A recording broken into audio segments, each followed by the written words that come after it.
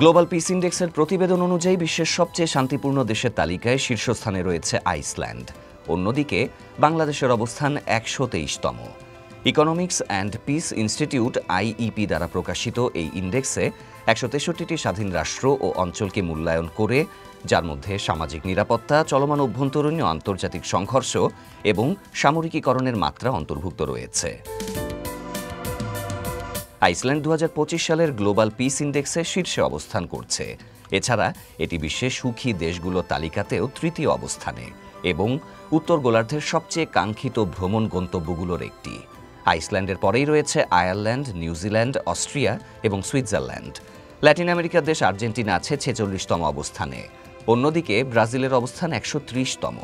তবে এই লিস্টের সর্বশেষ অবস্থানে রয়েছে রাশিয়া। অন্যদিকে মার্কিন যুক্তরাষ্ট্রের অবস্থান ১২৮তম।